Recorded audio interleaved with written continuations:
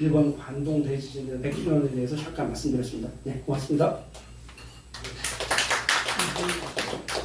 예, 여기 이래경 선생님이 이 페북에 쓰셨던 관도 대학살 희생과 윤미향 의원이라는 글을 짧게 쓰셨는데 제가 한번 읽어보겠습니다. 최소 6천여 명, 아니 수만 명의 제1조선인들이 학살당한 간토 대지진의 사건 100주년을 맞이하여 일본을 향해 단 한마디 찍소리도 못하던 윤가 정권과 국진당, 한마디로 나라 쪽팔리는 매국노 집단이다. 이들이 조선인 희생자를 추모하는 현지 집회에 참여한 윤미향 의원을 향해 일본 공산당 등과 모임을 같이 했다고 비난하며 제명 처분을 추진한다니, 이들은 사람 새끼들이 아니라 제 자식을 아낄 줄 아는 금수만도 못한 집단들이다. 어찌하여 수만의 동포 같은 핏줄의 민족이 학살당한 것에는 전혀 관심조차 없다가 한인 희생의 조의와 반성을 표한 일본의 진보 세력과 함께했다는 이유로 대한민국의 국회의원을 처벌해 들다니, 반역사, 반민족, 매국노 집단 그 자체이다. 윤가에게 구한다. 정말로 자유민주주의가 무엇인지 4.19 민주혁명을 상징하는 대표적인 시인 김수영은 우리에게 말한다. 김일성 만세를 불러도 이를 용인하는 것이 진짜 자유이고 살아있는 민주주의이다. 윤가와 국진당이야말로 스스로 드러낸 반자유주의자들이자 진짜 민주주의를 위협하는 위험 집단이다. 라고 2일 전에 이야기에서 쓰셨습니다. 예. 그러면 100년이 지나도록 역사의 이 진실을 드러내지도 못하고 그 사실 규명과 책임자 처벌 내지는 뭔가 거기에 대한 걸 요구하지도 못하는 이 정부가 지금 100년이 지나고 있는 거예요. 네. 그래서 우리 오늘 이 본회의에서 시작하기 전에 잠시 좀 묵념을 통해서 우리 그 돌아가신 영령님을 추모하는 시간을 갖겠습니다. 잠깐 일어서주시죠.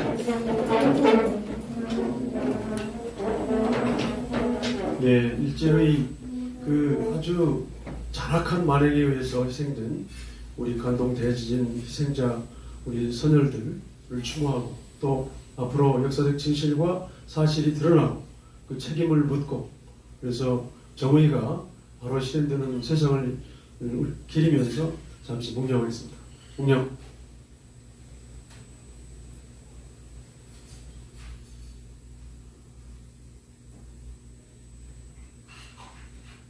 바로 예, 앉아주시죠.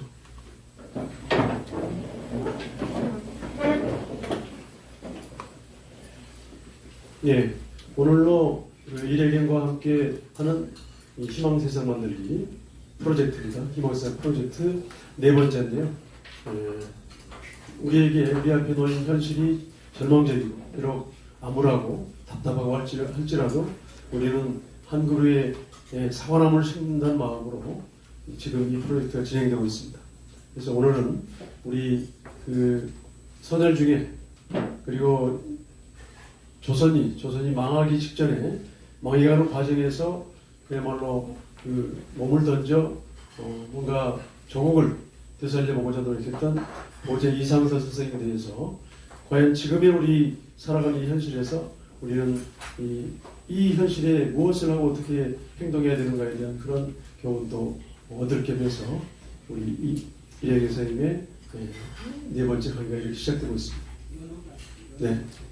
그러면 오늘 본행사를 시작하기 전에 여는 말씀 겸 짧게 말씀해 주실 때 일정으로 나오시죠.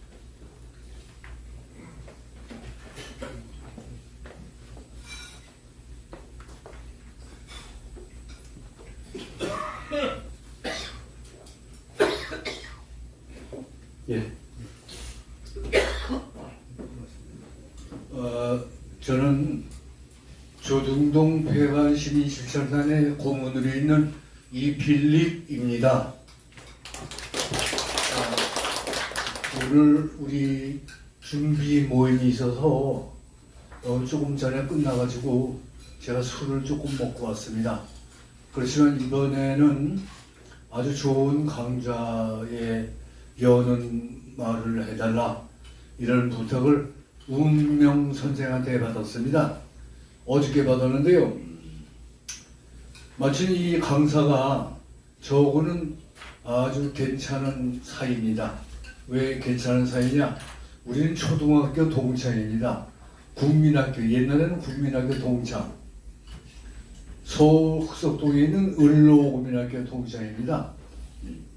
그런 사이고, 이 이래경 선생은 좋은 강의를 많이 하는 진보적이고 아주 훌륭한 그런 점이 있는 강사입니다.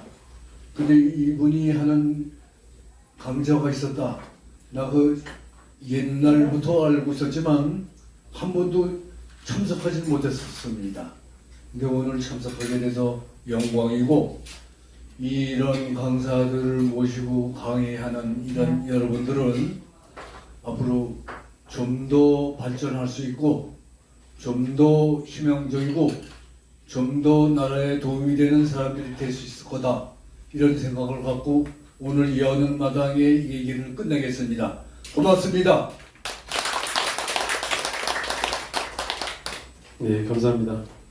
예, 우리 이래경 선생님의 초등학교 동창이 뜻깊은 인상을 해주셨습니다.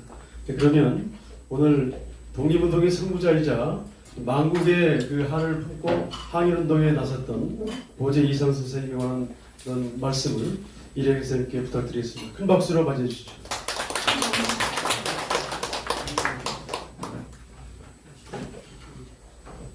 예, 만국의 거인, 제가 이런 말을 썼는데, 제가 이상선 선생님 잡은 건 지금 우리나라의 상황이 만국 지경이죠.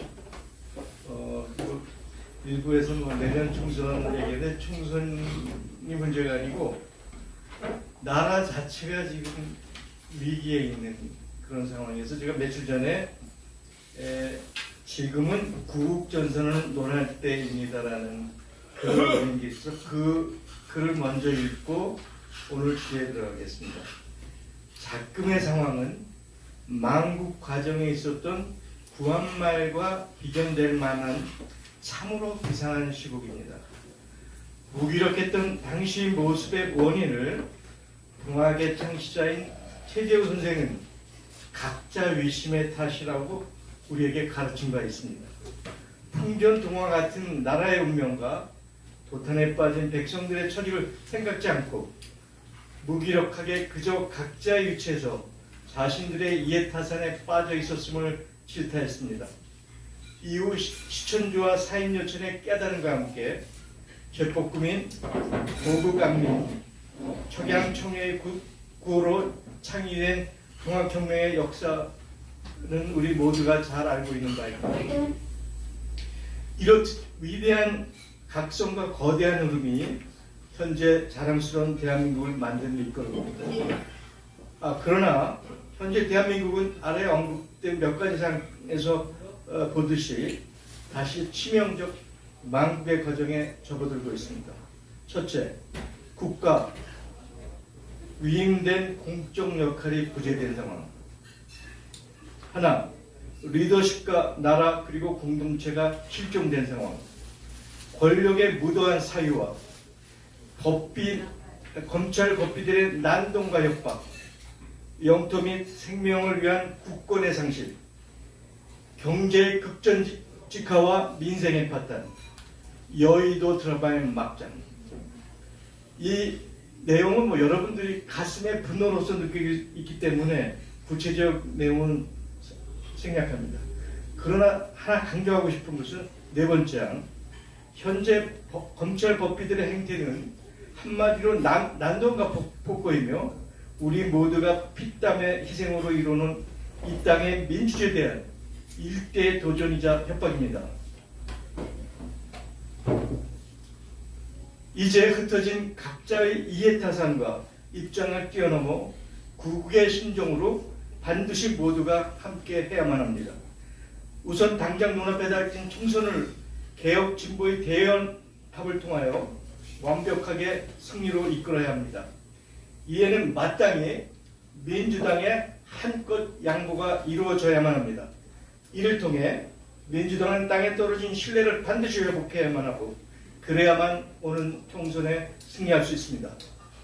잘못된 단순 종다수, 승자 독식의 선거제를 빙자하여 진보 진영과 대화를 거부하고 의석의 배분을 양보하지 않는 거대하다는 그저 입신양면에 취한 기회주의자 집단일 뿐이며 따라서 역사와 시대의 이름으로 반드시 엄정한 대가를 치를 것입니다. 이후 우리는 정치판의 새로운 구석, 즉 중도의 개혁과 진보의 미래와 그리고 보수와 현실이 치열하게 논쟁하고 함께 어우러지는 세상을 열어가야 합니다. 한 걸음 더 나아가 새로운 대한민국을 위해서 시민의회가 중심이 되는 수기전 민주주의가 이루어지고 국민들의 법안 거부권, 발언 권리를 내용으로 하는 직접 민주주의 도입을 논의해야 됩니다. 이제는 실질적인 시민 주권의 시대를 열어가야 합니다. 이게 제가 3, 4일 전에 올렸던 구국 전선을 엽시다 라고 제목에 했더니 함세웅 신부님이 공개석상에서 이 말씀하셨는데 일부에서 뭐 반윤 전선이라고 얘기하는데 반윤 전선을 뛰어넘어서 역사의 관점에서 우리는 지금 구국의 전선이 필요하다고 다시 한번 제가 역설합니다. 오늘 주제로 들어가겠습니다. 제가 금방 얘기했듯이 지금 우리 상황이 망국지경이거든요. 그래서 한일 전쟁의 애국자들이 엄청나게 많으시죠. 풍전 수축에 수많은 희생을 당한 수많은 위인들이 많은데 특히 이제 이 상황에서 우리나라의 소위 엘리트라고 하는 정치인들, 공직자들, 언론인들, 지식인들 너무 무기력해요. 그래서 이분들한테 그 당대 최고의 엘리트였던 보제 이성서를 소개함으로써 제가 말하자면 질타를 하고자 하는 게 오늘 강연의 주제입니다.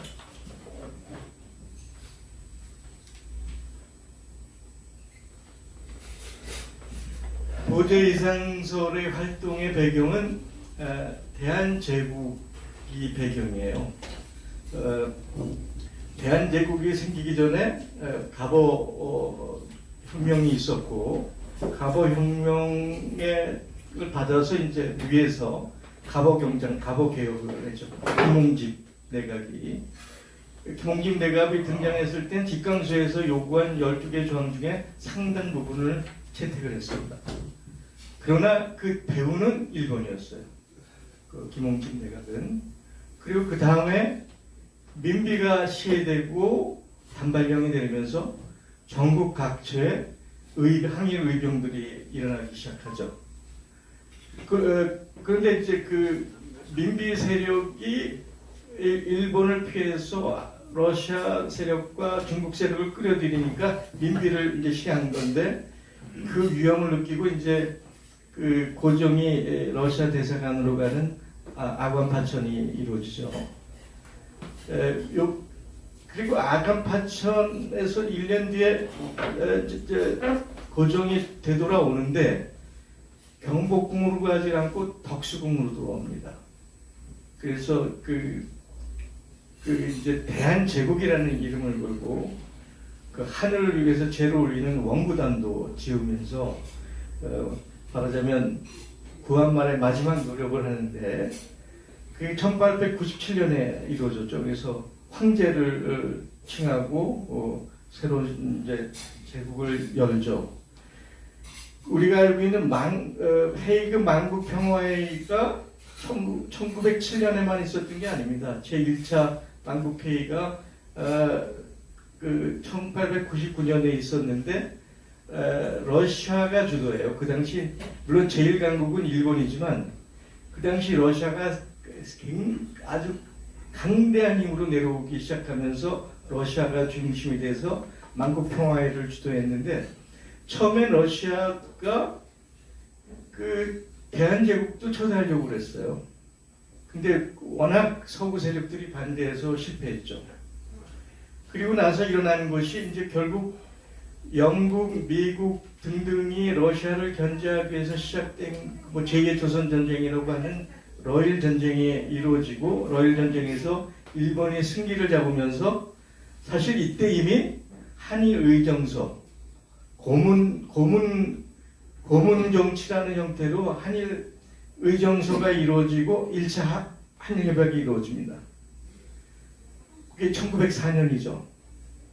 그리고 1905년에 우리가 지금은 알고 있지만 당신은 뭐 잘 몰랐던 가츠라 테프트 미략이 있었고 그 당시 미국의 대통령이 시오도 루즈벨트였습니다. 그래서 사실은 러시아를 방어하기 위해서 한쪽에서는 영일 동맹이 이루어지고 한쪽에선 가츠라 테프트 미략이 이루어져서 조선은 일본한테 양해를 하는 대신에 미국은 이제 필리핀 쪽으로 이동한 거죠. 이런 배경하에서 1905년에 일사늑약 정확히 말하면 제2차 협약이고 앞에 고문 정치에서 외교권을 박탈하는 과정입니다. 그때 일본이 가장 먼저 한 것은 경제권을 장악하는 거예요. 경제권을 장악하는 가장 저기가 뭡니까? 통화, 화폐를 장악하는 거죠. 최근에 윤석열 정부가 나라 예산이 여기 하니까 해외에다 채권을 발행하는데 일본을 통해서 채권을 발행해요. 이게 무슨 얘기죠? 이게 지금 1905년 얘기하고 똑같아요. 아니 우리나라 그 정부 예산을 만드는데 일본 이름으로 채권을 해갖고 국제에다 내놨어요. 국제시장에. 이게 2005년이랑 똑같습니다. 일본이 한국을 잡아먹을 때 화폐, 통화부터 정확했거든요. 우리가 예의해 주셔야 됩니다. 1906년에 통감부가 저기서 이토 우이루미가 이제 한국에 들어왔고요. 그래서 오늘의 주제 중에 하나인 헤이그 제2차 망국회의가 2007년에 열렸는데 그것이 실패하고 고종이 퇴위합니다. 그리고 그때 모든 대한제국 군대가 해산하죠. 그때 해산된 그 대한제국 군인들이 아주 열렬한 한일 의병으로 대선합니다. 그 중에 대표적인 게 이동희, 유인석 이런 인물들이죠. 그다음에 1909년에 안중근 의거가 있었고 2010년에 한일합병이 있습니다. 이건 그래서 대한제국이 짧게는 뭐 13년, 14년 있었고 실제는 고종이 되면서 대한제국이 무력화되는 그것이 이제 대한제국의 배경입니다. 그 시대를 배경으로 그 보제 이상솔 씨가 충북 진천 출신인데 집안은 예전에 뭐 당산강까지 나왔던 명문가인데 당대에는 뭐 조락한 양반 집안이었던 것 같아요. 근데 이제 그 친척 중에 또 동부승주하고 있는 이용우가 자식이 없어서 뭐 이미 이상솔이가 똘똘하다는 소문을 듣고 양자로 해서 7세부터 한양에서 이제 생활하게 되는데 이미 이제 동부승지면 상당한 당상관 아니겠어요? 그 서울의 유지들하고 이제 어울리게 되죠. 그때 가장 맹우 절친한 인물이 이혜영, 이시영 형제예요. 이상설에. 근데 이미 16세, 17세가 됐을 때 한양에 소문이 날 정도의 천재였습니다. 그때 외국에서 온 그 특파원, 외국 기자 특파원들이 조선의 제1급 그 지식인을 꼽으라고 하면 이미 그 20대 초반에 이상설을 제일 먼저 꼽을 정도로 한양에 소문이 나 있었어요. 근데 그때 청년 지도자 그룹이 크게 두 가지 그룹이 있는데 한 10살 터울의 위에 있었던 게 김옥균, 박용효, 서재필 등 이런 그게 뭡니까 갑신전변을 일으켰던 주역들이죠. 근데 이분들이 추구한 거는 서구의 개혁입니다. 변법에 서구 개혁파인데 그 배우는 일본이 있었고 미국이 있었죠. 또 이렇게 갑신전변 실패하고 근데 10년 터울의 후배 그룹으로 장안의 그 엘리트로 그룹한 저기 한 것이 이상설, 이혜영, 이시영, 전덕기는 이제 상동교회 목사로 신민의 자광회를 주재했던 인물인데 이 분들은 서구 개혁이 아니고 자주 자강 그룹이었어요. 그 아주 그 그룹이 확연하게 성격이 틀려집니다. 이미 소문 났지만 그 고종 시대 마지막 과거가 말하자면 동학혁명이 일어났던 1894년에 있었는데 그때 이상설이가 급제를 해요. 근데 재밌는 거는 그때 이승만도 같이 응실했어요. 이승만은 떨어졌고 이상설이는 급제를 했습니다. 근데 아까 얘기했지만 이미 장안에 소문난 당대 최고의 천재 엘리트라고 이미 소문이 난 쪽에서 당연히 이상설이가 급제하고 나니까 이을곡을 이을 큰 인물이다라고 소문이 자자하게 깔렸죠. 그리고 급제하고 나서 1년, 2년이 안 돼서 성균관 대사성 20대 20대인가요? 맞죠? 30대인가요?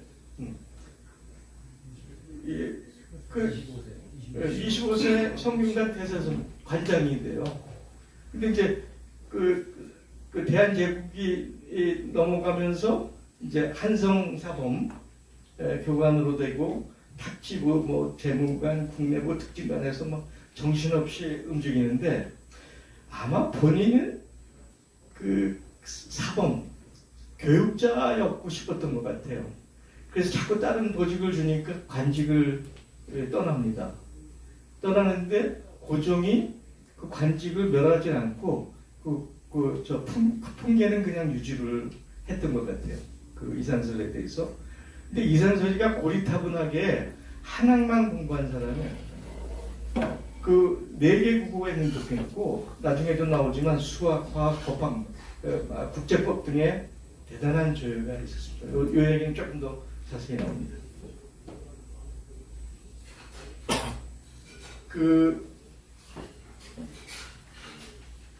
이상설이가 공적인 활동으로 가장 유명했던 것이 이 1904년에 일본이 황무지 개청권을 고종한테 요구했는데 이것에 대해서 이상설이가 주동이 돼서 말하자면 앞장서서 상소를 해요. 땅이 모든 그 나라의 그 부의 근본인데 어떻게 나라의 땅을 외국한테 넘기냐 해서 절대 있어서는 안 되는 그런 상소를 올려니까 전국에서 벌떼처럼 상소가 올라와서 고종이 그걸 핑계로 일본의 황무지 개척 요구를 거부할 수 있었습니다. 이때부터 이상설이가 탁월한 저기를 드러내기 시작했죠. 이제 고종에는 머리에 딱 꽂힌 거죠. 2005년 늘사의격이 11월 17일 날 늘사의격이 이루어졌는데 11월 1일 날 16일을 놔두고 이상설을 의정부 참전 정입품 대단한 높은 직위에 이때도 젊은 나이죠. 그리고 현재 국무조정실장에 임명합니다. 그래서 일산늑약 저지에 결사반대 이건 조금 더 다시 얘기를 하죠. 그다음 2006년에 일산늑약 저지하는데 실패하고 나서 용종으로 망명을 해서 최초의 항일 민족 교육요람인 서전 서숙을 자기 재산으로 건립하고 숙장, 교장을 맡습니다. 1907년 이제 헤이그 밀사의 정사의 자격으로 부사 이중과 통역관 이휘정을 대동해서 헤이그 만국평화에 참석했고 그 후에 이제 여러 나라를 순방하면서 대한제국의 독립을 주장합니다. 근데 결국 이준 열사가 이제 분사하고 나면서 활동을 접을 수밖에 없었고요. 그런 상황에서 이제 고종이 폐위를 당하고 순종이 즉위하잖아요. 이 순종이라는 그 황제가 참 한심한 친구입니다. 8월 초에 즉위를 했는데 첫 번째 한 일이 골석상태에서 이상설이한테 사형을 한다. 그래서 이제 2008년부터 미국에서 미국을 돌아다니면서 이제 연해주 대표로 루즈벨트 대통령을 만나려고 했는데 이때 이승만도 같이 동반하고요. 안창호도 같이 등반하죠. 결국 시오도르 루즈벨트가 누굽니까? 가츠라 테프트 미략을 지시했던 장본인이잖아요. 만나 줄 일이 없었죠. 예. 그 2009년에 블라디보스토크에서 최초 한국 독립운동기지는 한양동을 1909년. 예. 그리고 1910년에 그때 이제 그 의병장으로 유명했던 유인석이가 있었어요. 그 유인석을 내세워서 그 13도의군을 편성하고 고종을 러시아로 파천하는 시도를 하는데 고종이 결심을 못하죠. 유유부단하고 그 러시아 정부도 협조를 안 합니다. 그다음에 이제 연해주를 중심으로 연해주는 이제 최재형이라는 말하자면 민족 자산가, 재력가 그리고 아주 대단한 항일운동가가 존재했기 때문에 그 기반으로 해서 권업회, 권업신문 그리고 이제 광복군 사관을 양성하고요. 1913년에 최초의 해외 임시정부인 대한강복군 정부를 수립하고 거기에总统령으로 선임이 됩니다. 그리고 1915년에는 신규식 등등에 박은식 등등에서 신한혁명단을 조직하고 고종을 이제 당수로 추대하는데 이것도 실패하죠. 그래서 결국 피를 토하고 1917년 46세에 우스리스크에서 사망하고 간략하게 이상소를 제가 약사로 소개했는데 문제는 우리나라 역사에서 분산 이중만 얘기를 해요. 이상설을 잘 소개를 안 해. 그죠? 이상설이 오늘 이 강연에 오기 전에 이상설이라는 인물에 대해서 알고 계시던 분 계신가요? 없었잖아요. 이게 대한민국 역사 교육의 문제입니다. 정말 문제. 지금부터 이상설의 간략한 약사를 중요한 대목 구체적으로 하나씩 들어가 보도록 하겠습니다. 대한제국을 어떻게 평가할 것인가? 저는 역사학자가 아니고 전문가가 아니니까 평가할 수는 없습니다. 그러나 역사학계에서는 두 가지 상반된 논쟁이 굉장히 심한 걸로 알고 있어요. 동국대 황태영 교수나 서울대 이태진인가요? 하는 교수는 대한제국을 굉장히 높이 평가합니다. 끝까지 나라를 지키기 위한 최선의 노력을 다한 십몇 년의 세월을 평가하는가 하면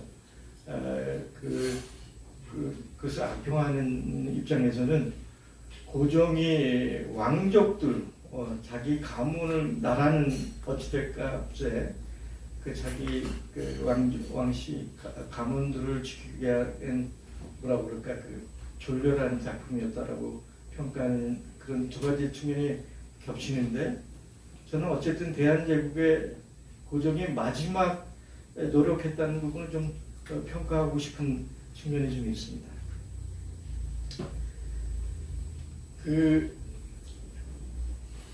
우선 을사보호조약 아까도 얘기했지만 16일을 남긴 상태에서 의정부 첨장으로 이제 수임이 됐잖아요. 이때 20대 야권의 30대죠. 30대 중반이었던 것 같은데 정의품에 대단한 당상관의 입장에서 첫 번째 한 일이 일산리학을 목숨을 걸고 저지한다. 그때 핵심적인 인물이 누구였냐면 총리 대신이었던 한규선, 외무 대신이었던 박재순, 그다음 경호실장이죠 말하자면 민영환을 만나서 죽음으로 나라를 지키자라고 구두 약속을 받아요. 그러니까 이상설이가 이 세 사람을 찾아가서 목숨을 바쳐서 나라를 지켜야 된다. 다 약속을 받아냅니다. 나도 목숨을 바치겠다. 근데 셋 중에 박재순이가 태도가 이상해. 야리꾸리. 그때 자기 절친인 이시영이 외교 교섭국장이었어요. 그리고 이시영 보고 박재순 제 철저하게 감시 감독해라. 엉뚱한 짓을 못하게. 근데 이상설의 이런 낌새를 차고 일본이 만주에 있는 일본군들을 조선수비대라는 이름으로 말하자면 군사개엄을 비상을 본 거죠. 한양을 완전히 장악하고 꼼짝 못하게 하고 이제 아까 증명전이라는 데서 일선놀이라는데 거기를 완전히 군대로 포획하고 다른 사람 접근하지 못하게 하고 소위 그 공무 대신들만 호출해서 그 중명전에 가둔 거예요. 그래서 그 중명전에서 가둔 상태에서 고종은 난 아프다고 참가를 안 했고 8명의 공무 대신이 들어왔는데 한규선은 그래도 이상설이하고 약속한 게 있잖아요. 목숨을 걸고 지키겠다. 끝까지 거부하죠. 그다음에 이제 탁지부의 민영기도 그랬는데 5사람 우리가 알고 있는 박재순, 이완용, 이근택, 이지영, 권중현이 찬성을 하면서 그걸 근거로 일본 애들이 외교권을 박탈하는 을사늑약이 강탈당하는 거죠. 그러자마자 이제 우리가 잘 알고 있는 항성신문의 장지연이가 실야 방송대국 이라는 그 호해를 뿌리기 시작했고 고종은 미국인 헐버트를 통해서 무효임을 선언합니다. 근데 여기서 보제가 또 한 마디 놀라운 하려고 그래요. 그 상소문을 올리는데 나라를 위해서라면 나라를 뺏기면 왕인데 무슨 소용이 있냐. 왕이라 할지라도 나라를 위해서라면 목숨을 바쳐라. 신하가 왕에게 나라를 위해서라면 목숨을 바쳐라라는 상소를 올려요. 조선시대 굉장히 유명한 상소가 몇 있습니다. 그 뭡니까 조식 조식이 이제 중종 때인가요? 그 문종왕 폐후죠. 문종왕후가 자꾸 국정에 개입해서 물러나니까 그 상소를 올리는데 과부가 어찌 국사에 개입을 하느냐 그래가지고 그 천하를 호령하던 문종왕후를 과부라고 소개하면서 문종왕후가 그 국정에 개입하지 못하게 하는 그런 대단한 쪽에서 조식이 남명조식 그 선비에 아주 규범이 됐던 상소가 한 번 있었고요. 부한말에 이제 최익현 이제 아주 그 선비의 상징이죠. 최익현 씨가 광화문에 도끼를 옆에다 꽂고 그 지부상소 내 상소가 틀렸으면 내 목을 치셔 라는 지부상소로서 최익현이가 유명합니다. 그 최익현의 그 상소 때문에 결국 대원군이 흥선대원군이 집중해서 물러나죠. 그리고 또 유명한 것이 이 순사지. 고종 보고 왕이라 할지라도 나라를 위해서라면 목숨을 바쳐라. 아마 셋 중에 가장 대단했던 상소라고 생각해요. 그리고 뭐 이제 그 을사오적 처단하라는 걸 얘기를 하고. 근데 그 고종이 죽을 수는 없었죠.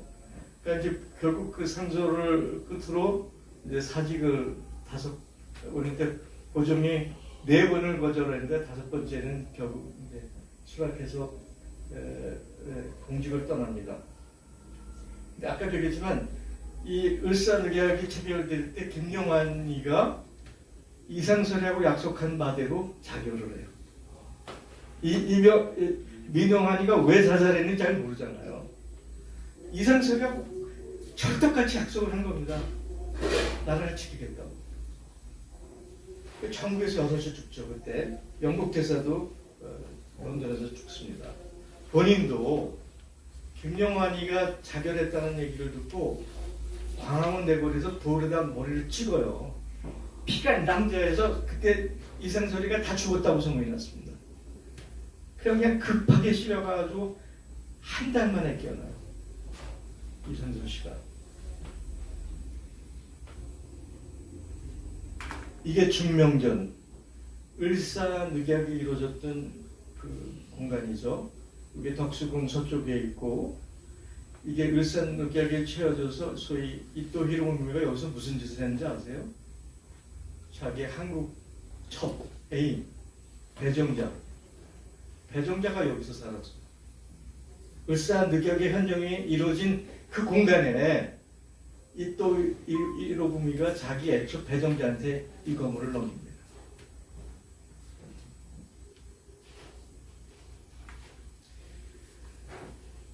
결국 이상설은 조선당에서 살 수 없는 입장이 됐죠. 그러니까 이제 회복하고 나자 곧바로 연해주를 거쳐서 자리를 잡은 저기가 용정천에 아까도 했지만 항일운동의 첫 민간 교육기구, 항일운동의 민족 교육기 첫 교육기구가 서전 서숙을 만들고 숙정을 합니다. 그래서 이것이 이제 항일 민족 교육기관의 그 스타트를 끊게 되죠.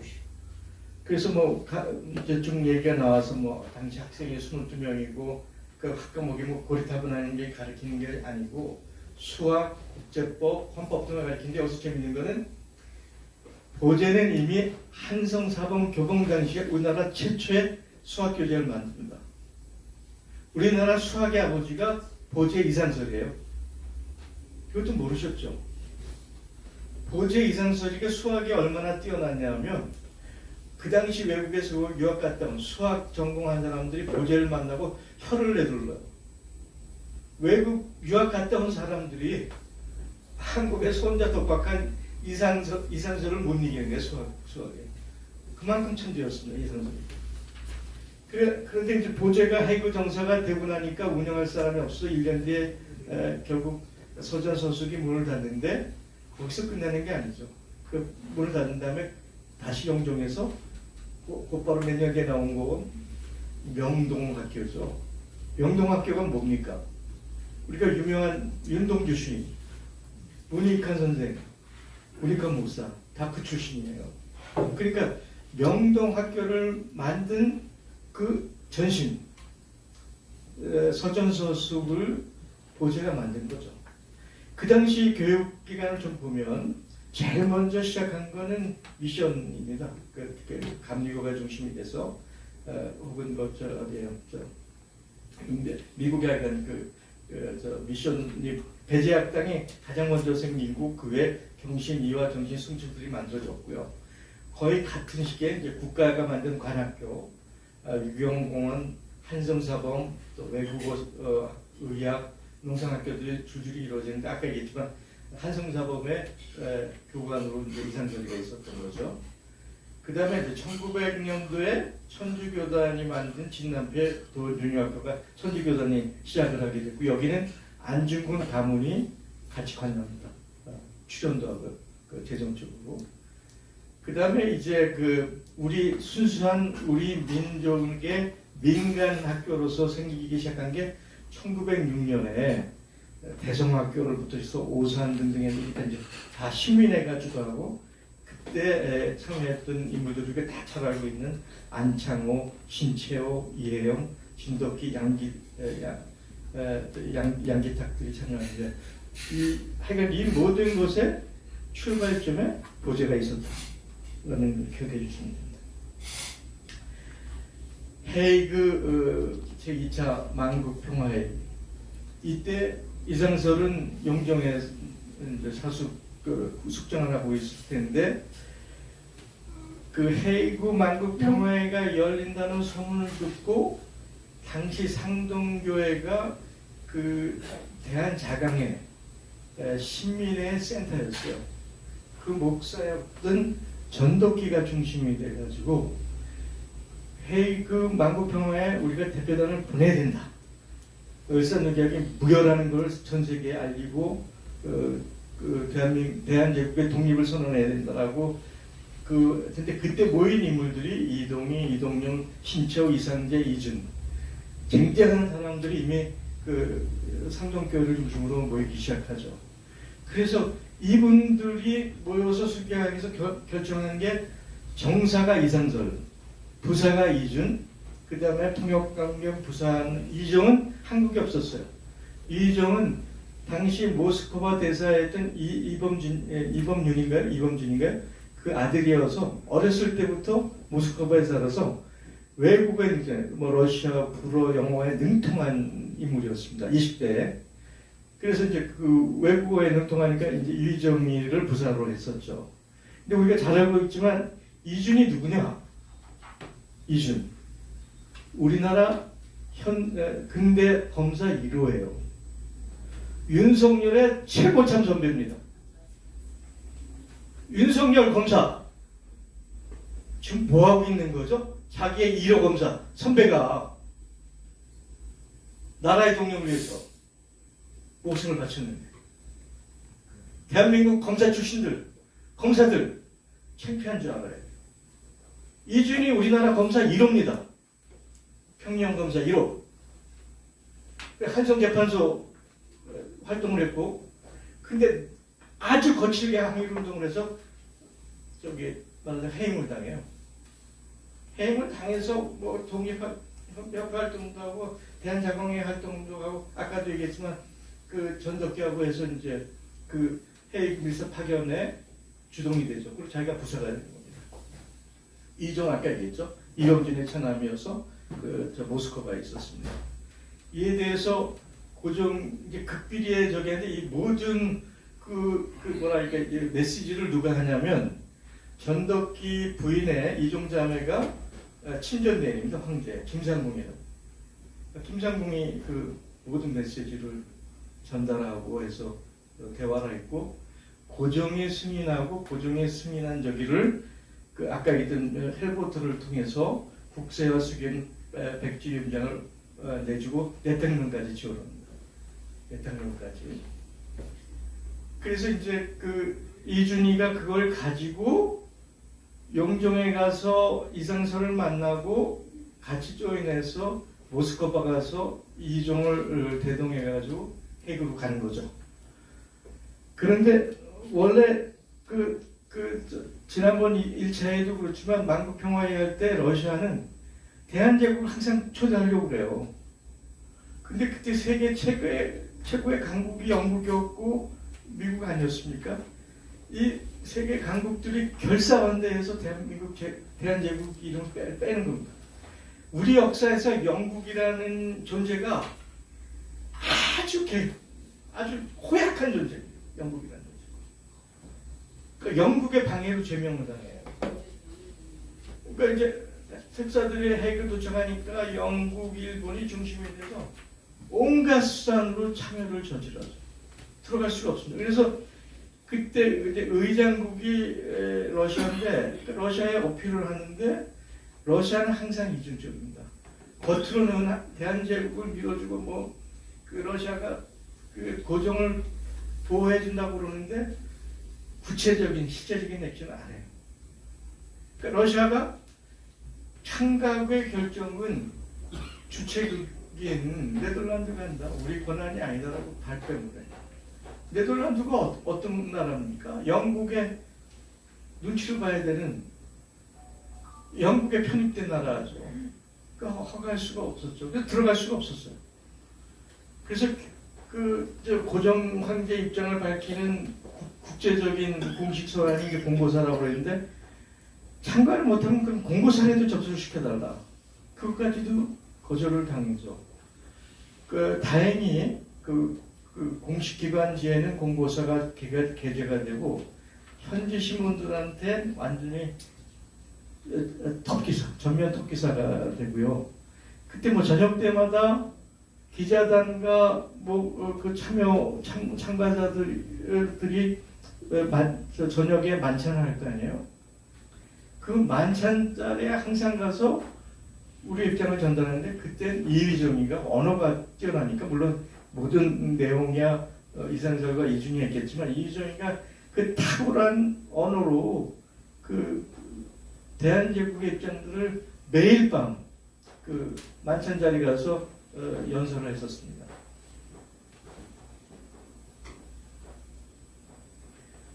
하지만 이제 실패한 이유는 영일 간의 동맹과 공수협정에서 당시 최고의 강국이 일본이니까 영국이니까 영국의 방해. 그 다음에 이제 그 미일 간에 이미 가치사태 특위라고 했으니까 미국이 전혀 모른 척 한 거죠. 그래서 미국은 일제 모든 적의를 묵인한 거고요. 아까도 얘기했지만 그 러시아가 구두로는 대한제국 고정의 활동, 밀사들의 활동을 지지하겠다고 모스크바까지 갔을 때도 그렇게까지 약속했는데 막상 헤이그 현장에 도착하니까 모른 척한 거예요. 이 러시아 이중적 대전은 그 이후에도 계속됩니다. 그러나 이제 성과는 현지 언론들의 연일 대서특필, 그 다음에 그래서 전 세계 이 사실, 대한제국이 있다라는 사실이 전 세계 주요 국가들한테 알려지기 되기 시작하죠. 근데 이때 이준 부사의 병고가 생깁니다. 이준의 병고에는 두 가지 설이 있어요. 팔복 자살했다라는 설도 있는데 거의 그건 아닌 것 같고 사실은 종양이 있어서 종양 수술을 했는데 종양 수술의 후유증인데 본인이 워낙 이 상황에서 붕괴한 합병증이 나타나면서 죽은 거가 거의 사실인 것 같습니다. 그래서 우리한테는 활복 자살한 걸로 되어 있는데 그것보다는 종기 수술한 것과 자기의 분심을 못 이긴 게 합병증이 돼서 죽은 거가 맞다고. 왜냐하면 그 상황에서 활복 자살하는 건 미련한 거거든요. 어떻게든 그 만국회가 끝날 때까지 외교 활동하고 선언하고 알리고 해야 되는데 그 왜 자살을 해요? 끝까지 싸웠어야지. 그래서 결국 이준이가 돌연사하면서 더 이상 활동하기 어려워졌죠. 그래서 일단 감효를 하고 그 유럽의 주요 국가들을 별도로 돌아다니면서 제한제국의 입장을 밝히다가 이제 9월달에 감효를 하고 정식 안장을 하고 유럽을 거쳐서 미국으로 갑니다.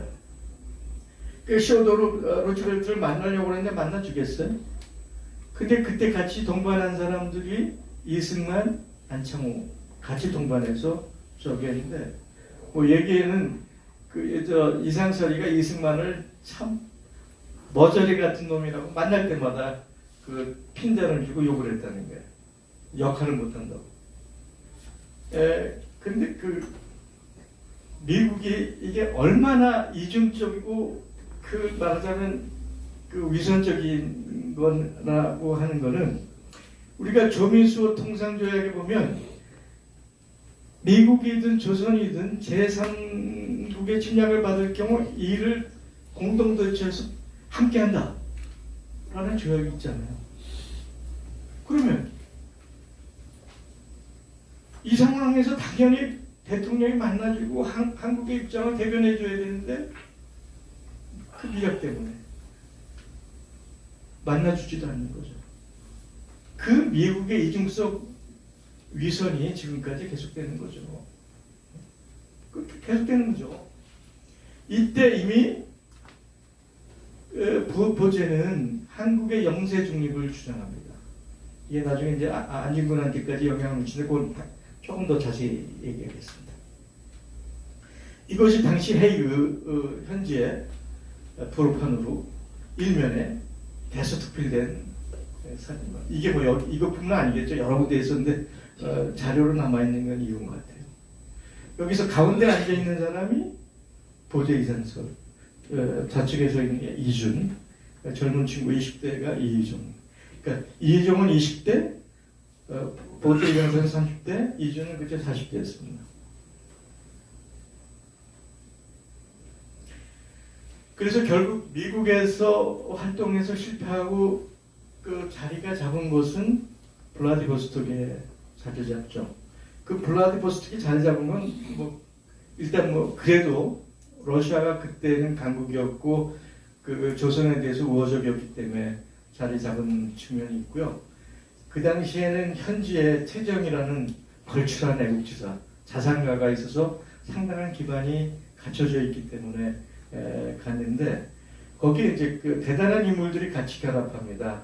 그 전에 이제 그 간도 관리사 그때 조선 말에 간도에 이미 수만 명의 그 우리 동포들이 살고 있어서 간도 관리사라고 이제 그 고종에서 임명됐던 이범률이라는 인물이 이제 고종이 폐위가 되면서 연해주로 결합했고 그 유명한 그 의병장 윤희석이도 저기 하죠. 그래서 그 유인석을 중심으로 해서 연해주 첫 의병 세력으로 12도 의군이라는 걸 아마 조직적인 의병으로서 처음 조직된 걸 만들고 이 뭡니까 이 고종을 모셔오려고 하죠. 근데 조금 더 빨랐나요?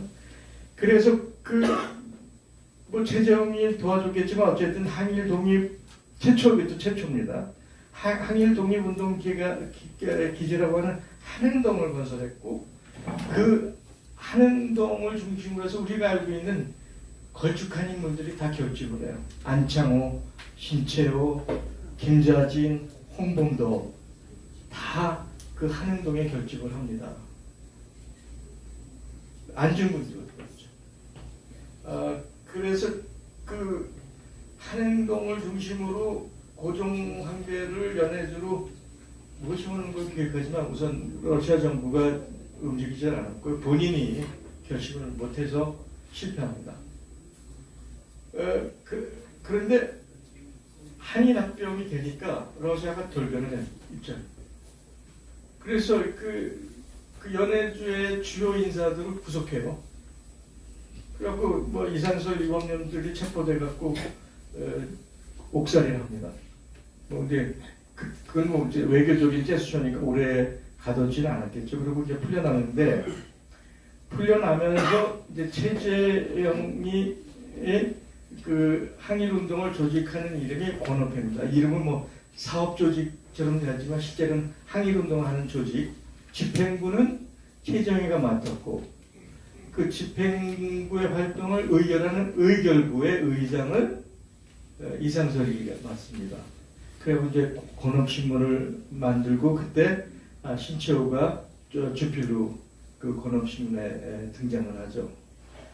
근데 그 같은 시기에 어렸을 때부터 절친인 맹우였던 이혜영이가 그 유명한 신흥무관학교를 서간대에서 입혀죠. 이제 이상설은 연해주에서 활동하고 서간도에 신흥무관학교가 생기고 우리가 또 하나는 북간도에는 최운산 형제가 봉오동 군사기지를 건설하기 시작합니다. 그래서 이 트리오 연해주에는 최재형, 이상설, 북간도에는 최운산 형제, 서간도에는 유해정이 가는 신흥무관학교에서 그 트리오가 형성이 됐었어요. 그 당시에. 그런데 연해주 교포들이 입장이 지금 우리 진보 진영과 똑같아요. 열이건 열의 입장이 다 틀려. 예? 열이건 입장이 다 틀려. 그래가지고 이상설을 비난하기 시작합니다. 복덕주의자라고. 고종밖에 모른다고. 그래서 결국 이상설이가 그 많은 그 비난 속에서 권업회 회장 자리를 내놓죠. 그때 자기 심정을 나라를 잃어 나라가 울고 집을 떠나 집이 울고 이제 몸둘 것이 없어 몸이 우노라 라는 자기 심정을 저기한 것이 기록에 나가 있습니다. 근데 이때 한경도를 중심으로 활동했던 이동희가 이 얘기를 듣고 내가 이동희가 그 당시 대단한 전도사였어요.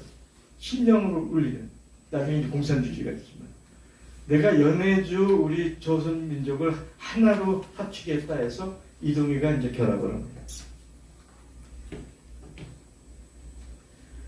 이때 그 이제 이동희는 군인 그 대한제국의 참령 출신입니다. 군인 출신이었는데 이동희가 힘이 됐겠죠. 그런데 이제 이상설은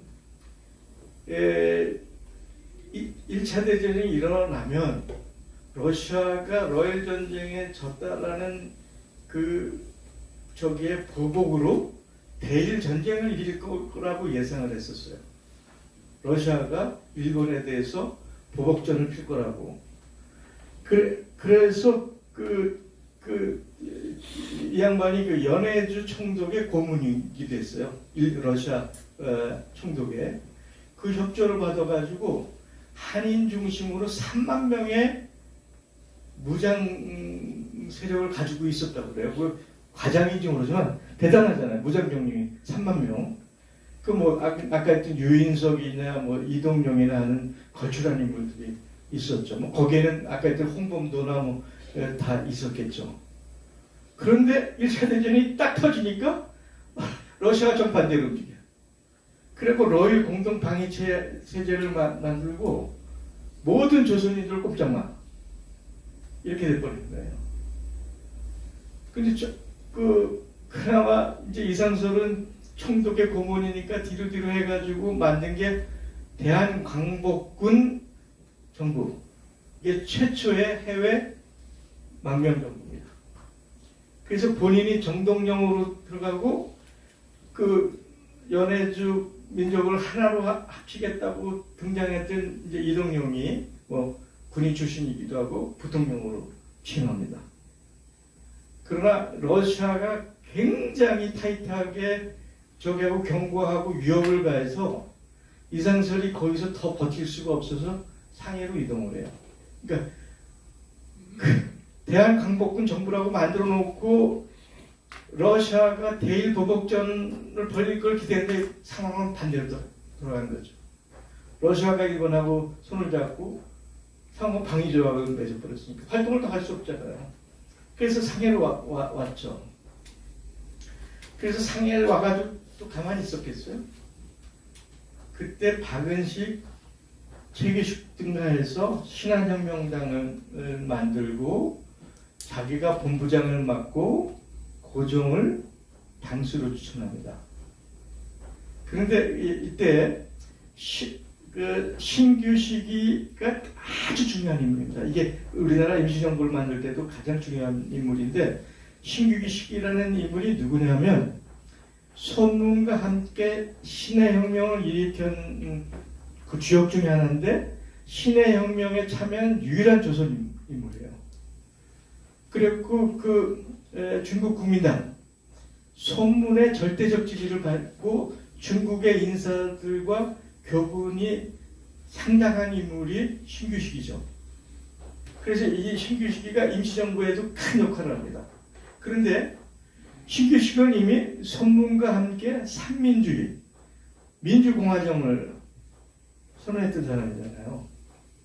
그러니까 신규식이가 이상설의 고종을 당수로 하는 혁명당을 협조를 안 해요. 그렇죠. 이게 노선이 틀리니까 그렇죠. 어쨌든 이상설은 고종을 당수로 만들어 놓고 끊임없이 자기 측근을 조선 땅에 파견해서 고종과 어떻게든 미래를 하게 하고 고종을 밖으로 빼려고 그러고 고종을 통해서 재정 지원을 받으려고 그러는데 이미 그때 일본은 완벽한 정보 체제를 갖추고 밀정 체제를 갖추고 이상설이 파견하는 족족이 다 잡혀들어요. 완벽하게 실패하는 거죠. 그러니까 그건 실력의 차이니까요. 결국 이상설이 그 상황에서 결국 피를 토하고 원래 건강이 안 좋았습니다. 젊었을 때부터. 그래서 피를 토하고 이제 16년에 그리고 결국 급하게 이제 하바로 갔는데 망명 10년 만에 이제 17년에 죽습니다. 근데 여기서 이제 하나 저기 하는 게 신한혁명당은 박은식, 신규식하고 해서 이제 실패를 했지만 다시 그 뒤에 신규식, 그러니까 여운형, 조수항이 결합해서 대동단결 선언해갖고 그때부터는 입헌군주제니 고정이 중심이 되는 게 아니고 민주공화국으로 시대 흐름이 바뀝니다. 그런데 그걸 만든 게 이제 신한청년당이 되고 그 신한청년당이 임시정부를 만드는 주동 세력이 되잖아요. 근데 신한청년당의 모티브도 역시 신한혁명당 이상설에서 만드니까 입장은 틀리지만 한 사람은 입헌군주제고 하나는 민주공화제지만 어쨌든 이상설이 얘기했던 신한혁명당의 신한청년당의 모티브가 되고 신한청년당이 임시정부를 만드는 그 저희가 돼서 출발점이 됩니다. 그래서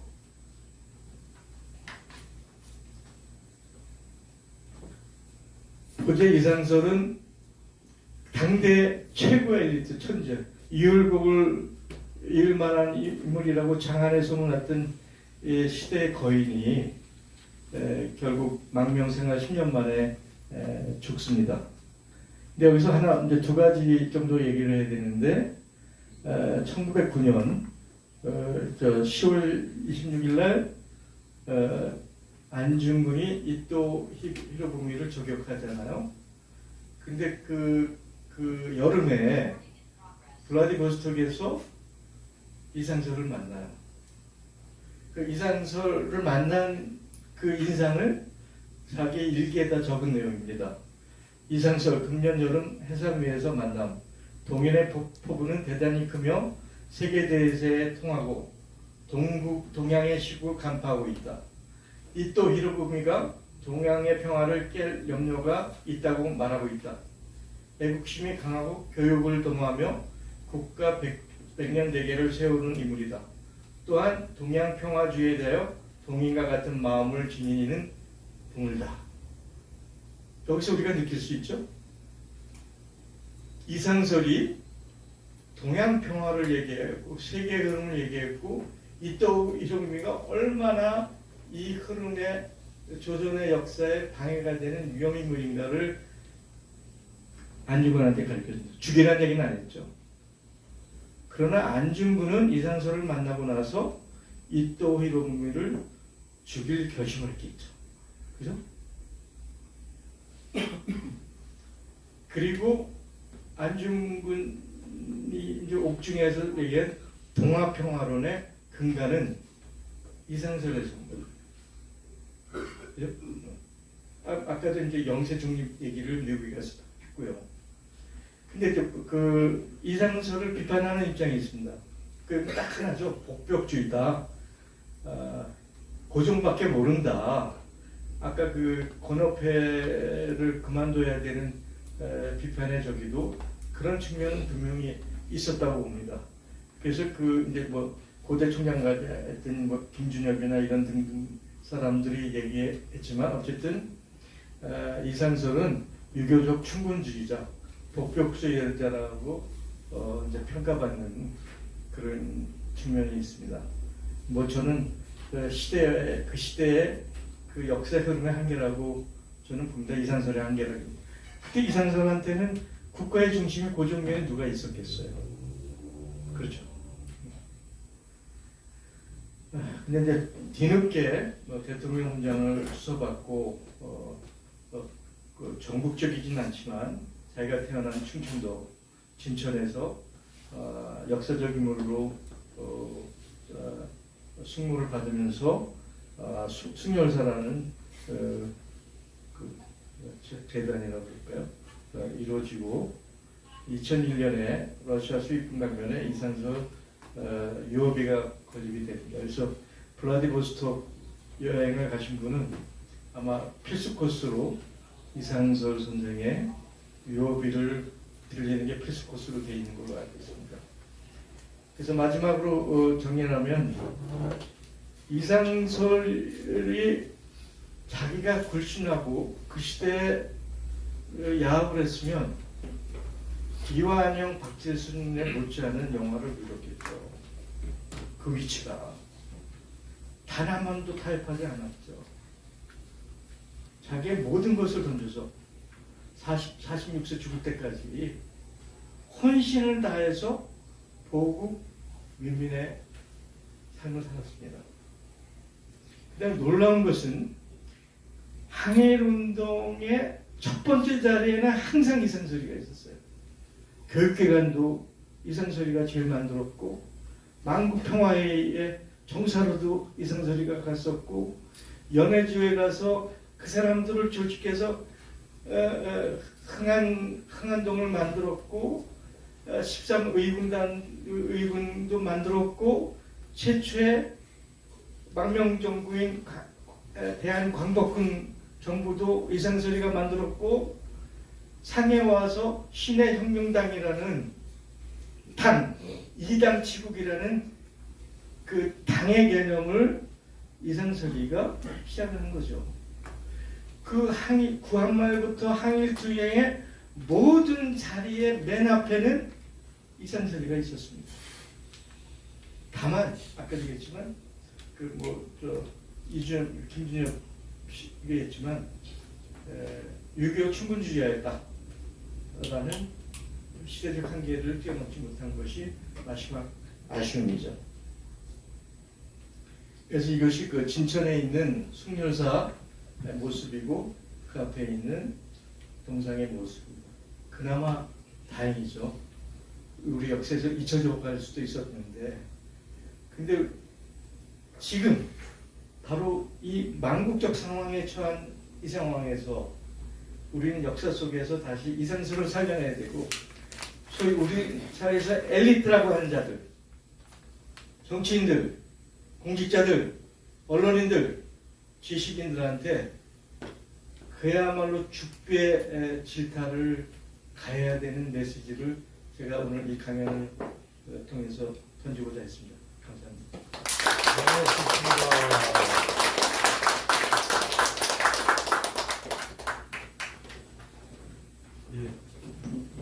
네, 아주 좋은 강의해 주셔가지고 우리에게 잊혀져 있거나 아니면은 제껴져 있었던 역사를 되살릴 시간이었습니다. 그러면 오늘 우리 우문명 선생님이 특별하게 지정 토론문을 좀 작성해가지고 나눠드렸습니다. 지정 토론문을 발표하시는 시간을 갖겠습니다. 우문명 선생님.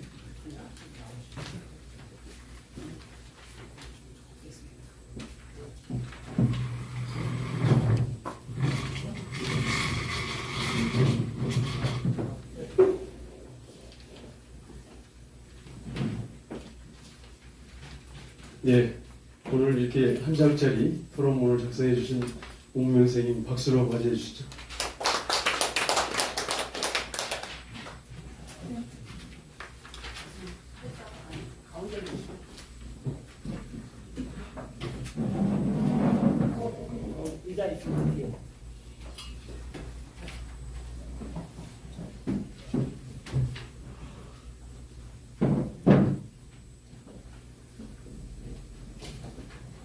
예.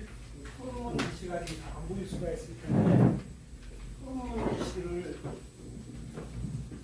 좀 크게 하나 뽑은 게 있으니까 혹시 없으시면 이거 나눠서 보실 수 있도록 그렇게 하겠습니다.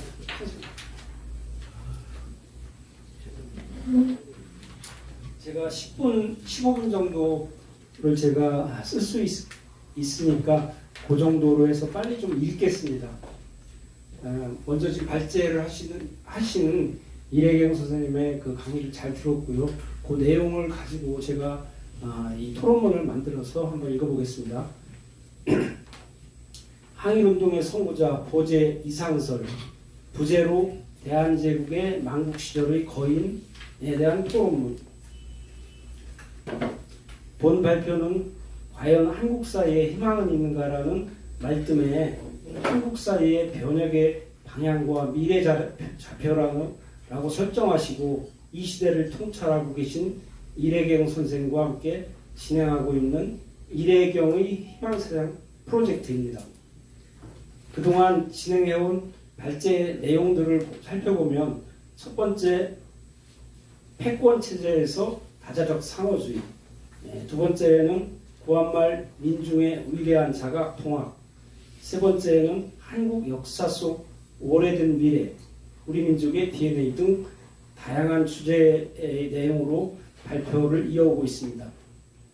오늘 진행되는 한일운동의 선구자 보제 이상설 부제로 대한제국의 망국 시절의 거인으로 어려운 시대의 삶을 살다 가신 애국지사를 주제로 발제가 이어지고 있습니다. 저는 그동안 해박한 동서양의 근현대사와 날카로운 역사의식을 견지하고 계시고 오늘 주제에서도 어려운 시대를 살다 가신 보제 이상설 선생에 대한 삶과 시대 정신을 꼼꼼하게 정리해 주신 발제 내용을 읽어보고 깜짝 놀라지 않을 수가 없었습니다. 저는 사실 이 발제 전까지는 구한말 대한제국과 보제 이상설 선생에 대해서 어설프게나마 이해하고 있었는데 이번 기회에 좀 더 자세하게 공부하게 되는 계기가 된 것 같습니다.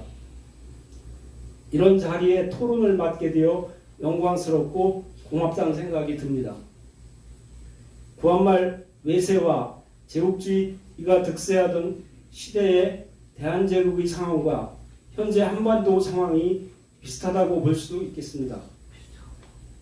발제자께서는 현 시국을 국가의 부재, 리더십과 나라의 실종, 권력의 무도한 사유와 검찰, 법비들이 난동과 협박, 영토와 생명을 위한 국권 상실 등의 현재 한국 상황이 구한말 상황과 비견될 만한 참으로 비상한 시국으로 보시면서 대한제국과 보제 이상설 선생을 재조명해 보시는 것을 현 시국을 풀어가는데 역사적으로 의미가 있다고 봅니다.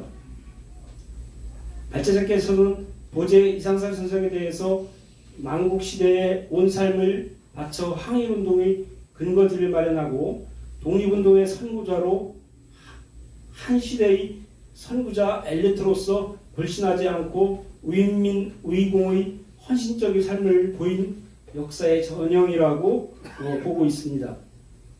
이 발제 내용을 이 시대의 정치인과 공직자 그리고 엘리트 집단에게 던지는 메시지라고 하였는데 실제 이들이 대우각성이 있기를 저는 바라봅니다. 1915년 3월 북경에 있는 성낙형, 유동열 등의 독립운동가들이 상해로 가서 박은식, 신주식 등 동체사 간부와 이상설, 이춘일, 유동열 등을 만나 신한혁명당을 조직했습니다. 당수로는 고종을 추대하였고 아까 말씀하셨다시피 이상설이 이 신한혁명당의 본부장을 추대되었습니다. 그 외에 뭐 다른 여러 가지를 맡은 분들이 쭉 있었지만 이때 그 이상설 등의 고종의 당수로 추대하고 아까 말씀하셨던 입헌군주제를 이렇게 표명했는데 이것을 복벽주의라고 합니다. 이 복벽주의에 대해서 아까 어느 정도 설명은 있었지만 이것을 어떻게 평가를 좀 하시는지 하고 마지막으로 그 아까 이것도 언급이 있었지만 여운형 중심으로 해서 1918년도에 결성된 신한청년단이 있습니다. 사실은 신한청년단이 3.1 혁명의 어떤 모토도 됐었고 그 다음에 파리 그 강화회의 신규식을 김규식을 보내는 그런 일과 포함해서 그 김규식이 가고 나서 국내나 국외에도 독립운동이 있어야 된다고 해서 일본이나 국내, 그 다음에 연해주 중국 쪽에 많은 사람들을 파견을 했습니다. 그런 내용들이 있었는데 지금 제가 두 번째로 좀 질문을 드리고 싶은 거는 그 신한청년당과 지금 좀 전에 계속 설명을 해주셨던 신한혁명당과의 비교해서 어떤 차이가 좀 있는지를 이렇게 좀 말씀해 주시는 거하고 신한청년당의 주요 활동과 평가까지 좀 있었으면 현 난국을 타개하는데 도움이 되지 않겠나 해서 제가 세 가지 질문을 드려봤습니다. 네, 이상입니다.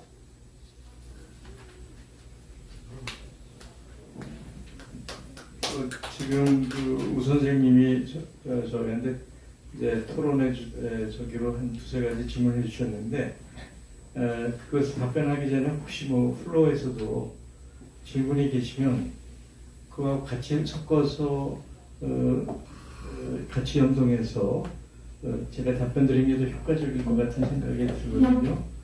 그래서 혹시 그 플로어에 계신 분들 중에서 혹시 오늘 제가 던져준 이 주제에 대해서 혹시 뭐 의견을 말씀해 주셔도 좋고 질문을 주셔도 좋고 어떤 메시지라도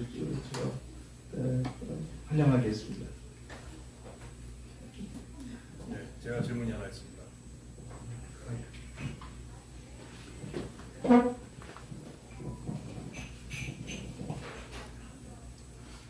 네, 잘 모르던 이상설 선생에 관한 오늘 강연 정말 의미 있었고 감사드립니다. 제가 궁금한 것은 아까 선생님 말씀하셨듯이 결과적으로 을사늑약을 중명 전에 그 대신들을 가둬놓고 강압적으로 했는데 그것은 결국은 일본의 어떤 무력입니다. 그렇다면은 우리 지난번 동학혁명의 그 참담한 패배도 언급되었듯이 우리 이 나라 자체에 강력한 그 무력, 즉 국방력이 존재한다면 정신이 똑바로 서 있는 이러한 그 당시의 열사들이 충분히 호소하여 막을 수 있었는데도 만국을 막지를 못했습니다. 그렇다면 제 질문은 이렇게 천재적이고 아주 열정적이던 이러한 그 선열들이 또 뛰어난 어떤 그 업적도 가지고 있는 이런 분들이 진작부터 충분한 시간 동안 우리 조선의 그 국방력, 무력을 갖다가 키워서 일본이든 청나라든 영국이든 간에 압박에 대해서 대항할 수 있는 그러한 국방력을 키우는데 아이디어를 내고 직접 헌신한 그런 분은 없었습니까? 혹은 시도가 있었는데 실패한 이유는 뭘까요? 그게 궁금합니다.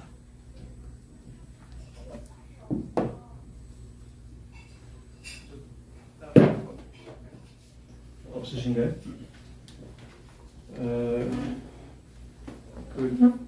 우리 허 선생님의 질문과 우리 우 선생님의 대체 토론하고 같은 얘기인데 우리가 그 시대 한계를 뛰어넘을 수 있었을까?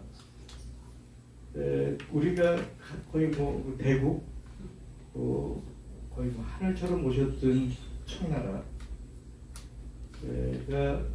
그 소위 그 뭡니까 원명원이라고 지난번도 얘기했지만 저 파리에 있는 저기 뭡니까 그 궁전보다도 비교가 안 될 만큼 규모나 화려함이 저기 하여튼 원명원이 북경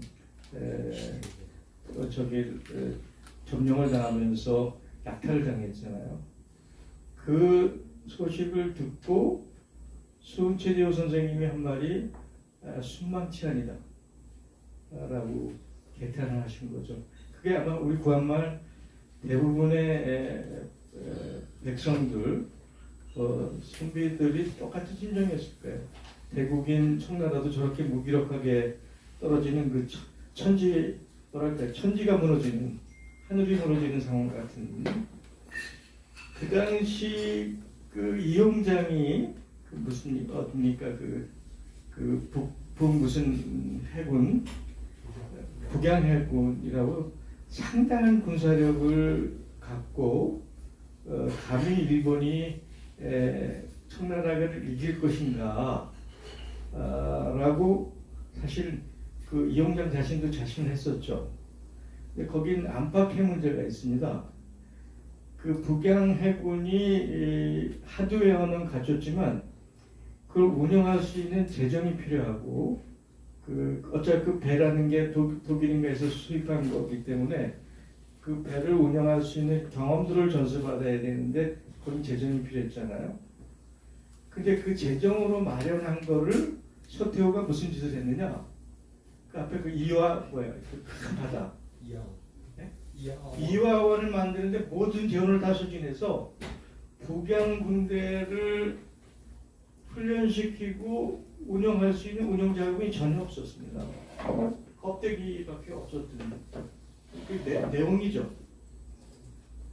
서태후가 어떻게 보면 청나라를 망하게 한 제1의 장군일 수도 있고요. 근데 일본이 일본 하나 했나요? 아니죠. 그 당시 더 그레이트 게임이라고 그래가지고 물론 영국의 최강국이었지만 러시아가 연년이 커지는 강국으로 해서 영국을 넘보는 강국으로 커왔죠. 그래서 영국은 러시아를 방어하는데 모든 전략 국력을 저기하고 그 파트너로 일본을 세웠던 거죠.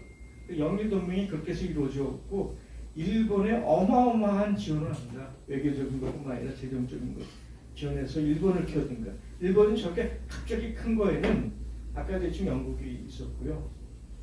시오도르 루즈벨트가 미국의 산업을 독점을 깨서 미국을 산업화하는 역사의 위대한 대통령이었지만 소위 미국이 필리핀을 식민지화하기 위해서 일본을 묵인하고 일본을 물식양면으로 도와서 청국과 러시아를 격파하게 하는 그런 국제적 흐름 속에서 조선 혼자 그것을 감내해낼 수 있을까 하는 처음부터 대답은 명확한 거죠. 그나마도 우리가 그 민중들이 해서였던 동학혁명이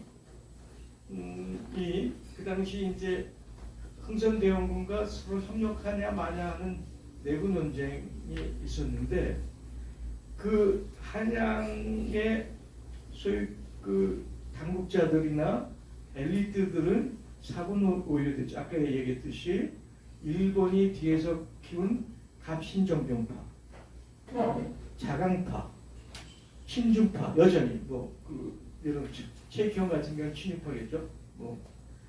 그다음에 민비 세력과 흥선대원 세력과의 그 분열, 갈등, 대립.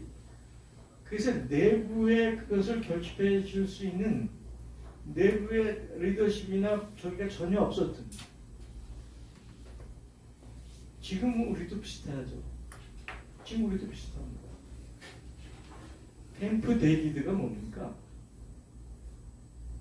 가츠라 테프트 미략을 천하에 이제 공개적으로 선언한 거잖아요. 거기에 윤석열이 가츠라 테프트 미략이 옳소좋소 맞습니다 형님. 형님이 시키면 다 할게요. 가서 공식적으로 선언한 자리 아닌가요? 우리 정치 세력이 지금 흩어져 있잖아요. 우리가 그 못된 놈을 속아서 대통령으로 선출한 이 상황. 아마 이게 내가 얘기하는 구한말과 지금 상황의 유비성을 얘기하는 거죠. 그래서 왜 그걸 그 당시 그걸 못 해냈을까? 그건 역사의 흐름이고 우리한테 운명적 상황으로 다가왔던 게 아닌가 하는 생각을 있는데 어쨌든 그것이 수많은 사건을 통해서 100여 년 지나서 오늘의 한국을 만든 것은 세계사적 사건입니다. 예를 들어서 과거 농민혁명은 저는 어떻게 평가하냐면요. 파리 공인보다 더 위대한 사건이에요. 우리는 그걸 몰라. 유럽의 역사를 뒤흔들었던 그 1848년, 1870몇 년에 유럽의 거대한 혁명의 흐름 못지않은 운동이 가보농민혁명이었어요. 그 뒤에 있었던 3.1운동 등등 임시정부 운동,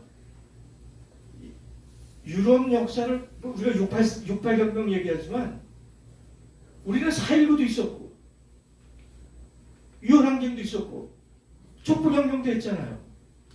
우리가 하나도 꾸릴 게 없는 나라입니다. 다만 우리가 잠깐 착각을 한 거죠. 나는 다시 일어날 수 있다고 봅니다.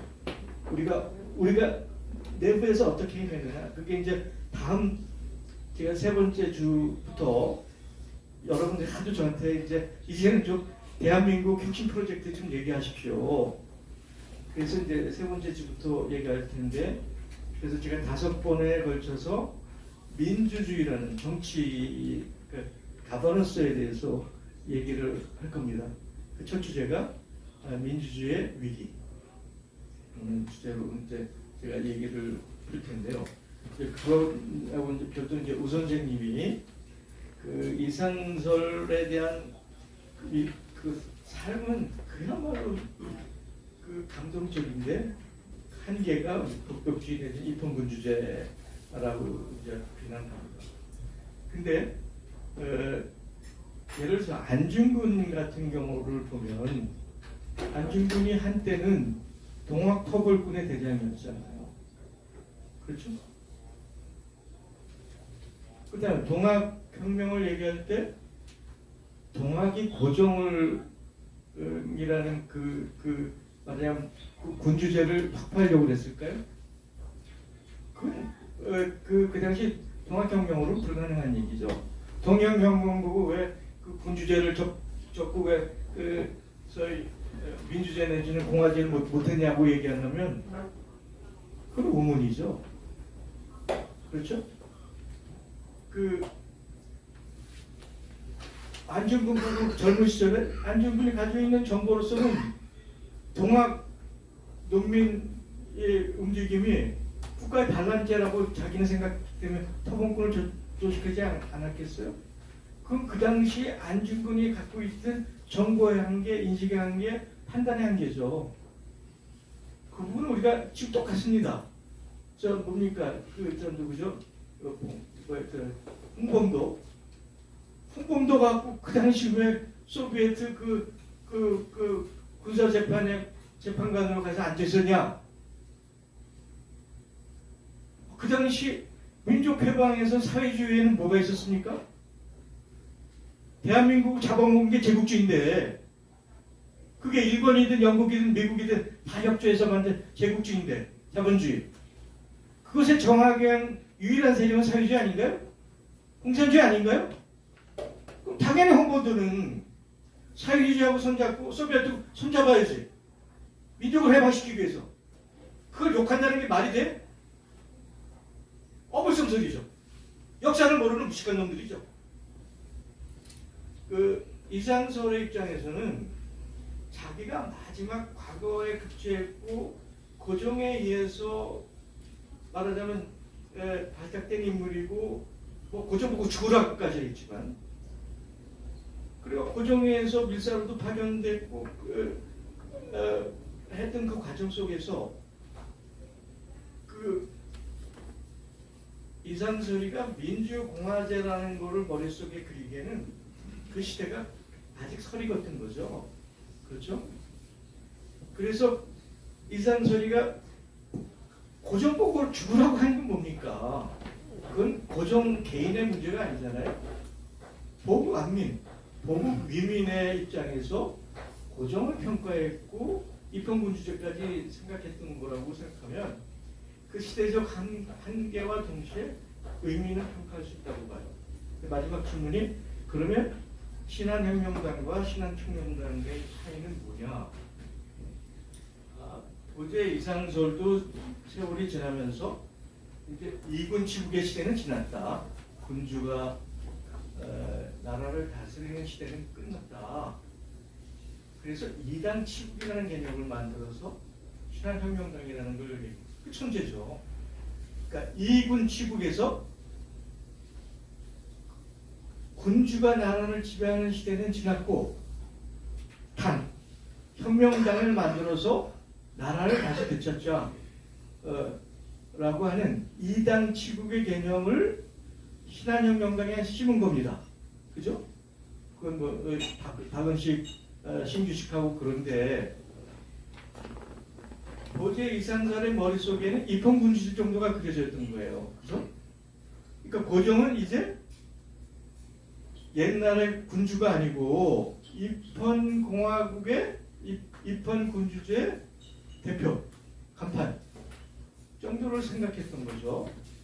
그러나 이제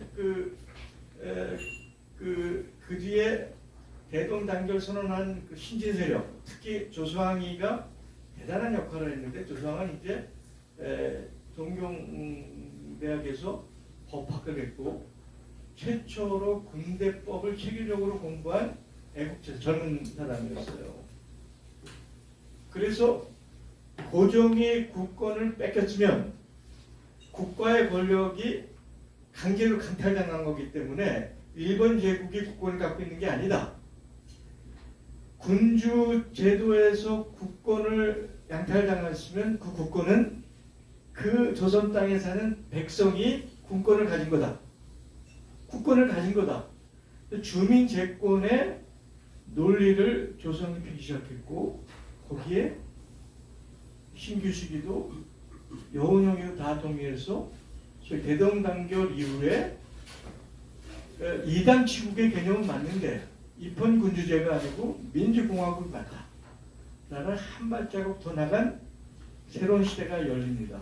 그러니까 보제 이상설은 물론 독격주의나 입헌 군주제라는 한계는 있었지만 그 신한혁명당이 그것이 민주공화정으로 가는 이당 같은 이당 치국에서 입헌 군주제에서 민주공화국으로 가는 디딤돌 역할을 한 것 정도는 평가해 줄 수 있지 않을까라는 게 제 의견입니다.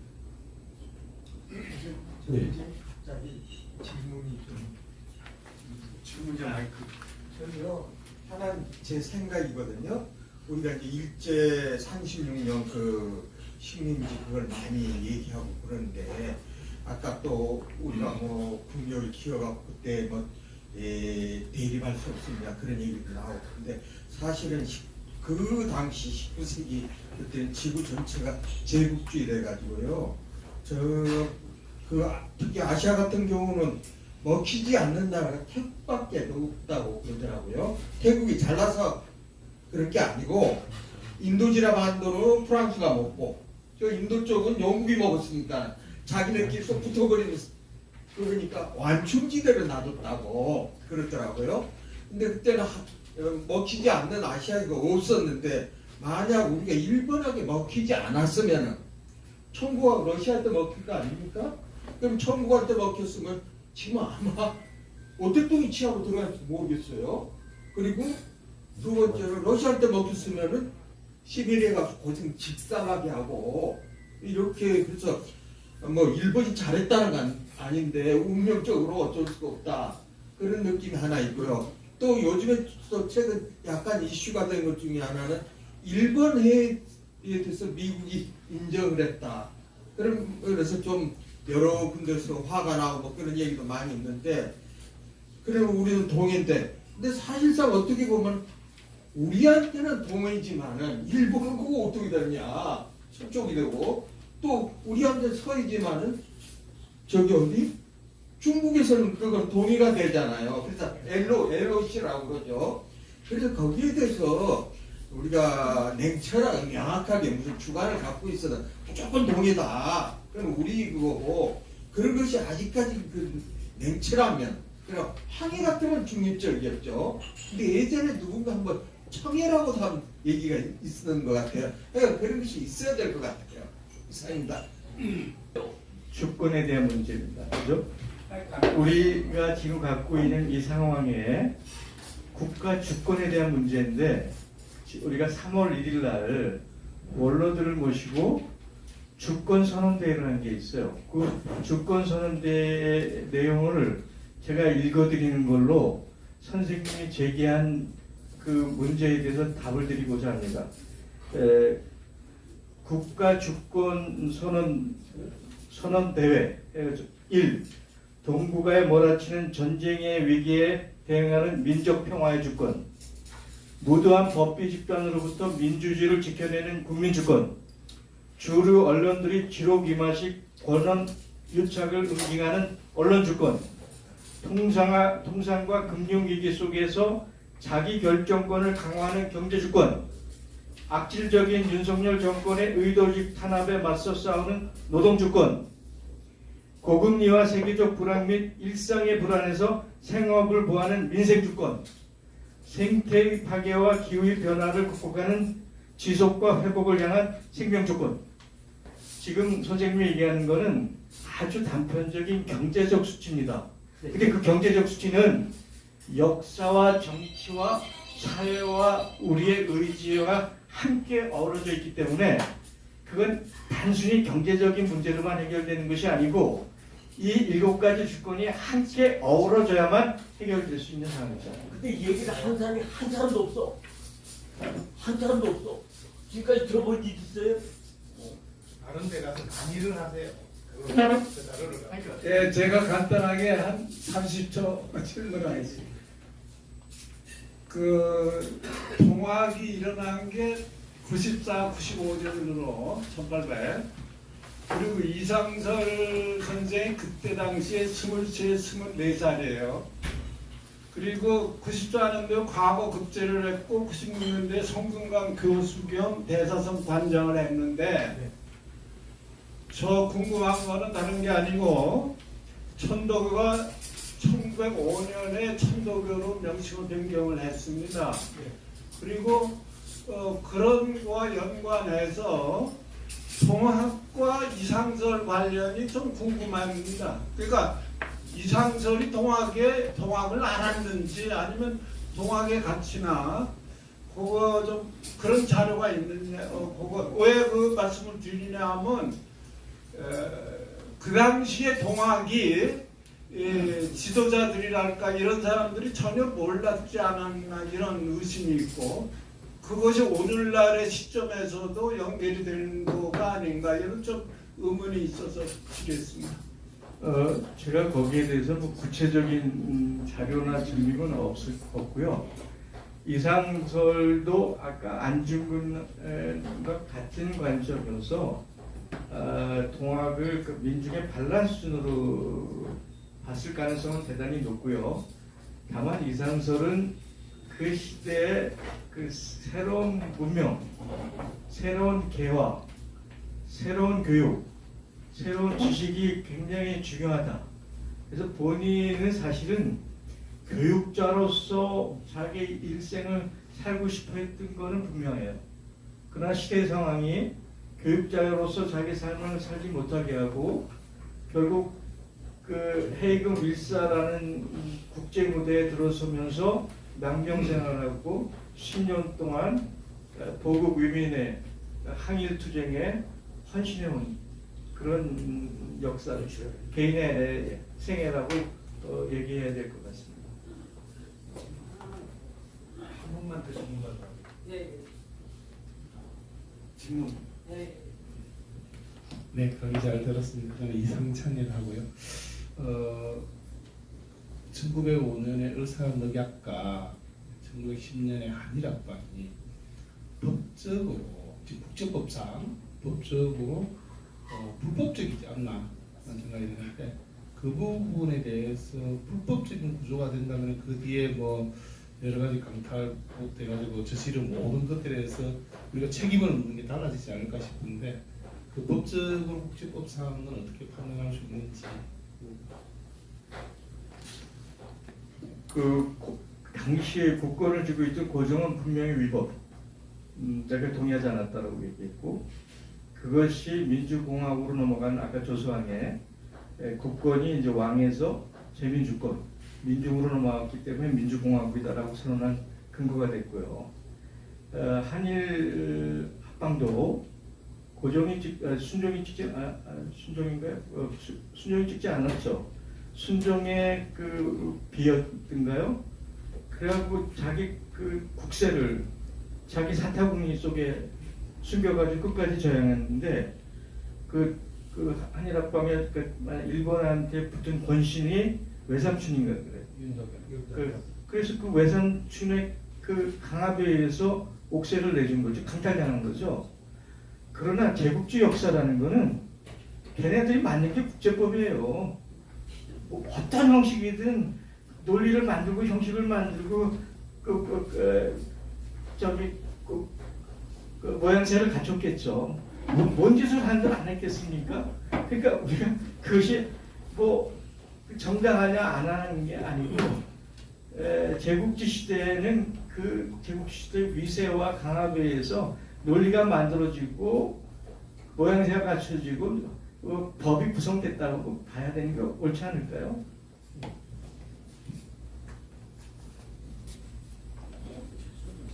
그러면 불법이라고 다시 문제 제기하기 어렵다는 거예요. 그 문제는 우리 되겠습니다. 마침 이 자리에 헌법학 박사시고 헌법학을 공부하고 계신 황두순 시인 겸 박사님이 계십니다. 혹시 뭐 문제 제기한 울산의학이나 한일평화조약은 말씀하신 대로 불법적이고 원인 무효인 조약입니다. 그러니까 국제법상 강요에 의한 조약 체결은 무효이기 때문에 울산의학이나 한일평화조약은 불법이고 원인 무효이다. 이게 국제법학자와 역사학자의 공통된 결의입니다. 그런데 일본에서는 아직도 식민지 통치를 제국주의에 의한 일제에 의한 일본 제국주의를 줄여서 일제라고 하죠. 일제에 의한 정당한 통치다 이렇게 생각하기 때문에 일본 모든 언론이나 일본 극우 정치가들은 가장 차단하는 말이 불법적인 식민 통치 이 말을 인정하지 않습니다. 예컨대 불법적인 강제징용, 불법적인 위안부 이런 앞에 말을 안 쓰는데 우리 한국 사람은 이런 것을 얘기할 때 우리 대법원 판결과 같이 항상 앞에 불법적인 한일평화조약, 불법적인 일제 식민지 통치 앞에 불법적이라는 말을 꼭 써야 됩니다. 우리 한국인으로서는 여기까지 말씀드리겠습니다. 거기서 하나 더 더하면 그 불법적인 일제 강점의 모든 상황을 면죄부를 더해준 사건이 1951년 샌프란시스코 강화조약이죠.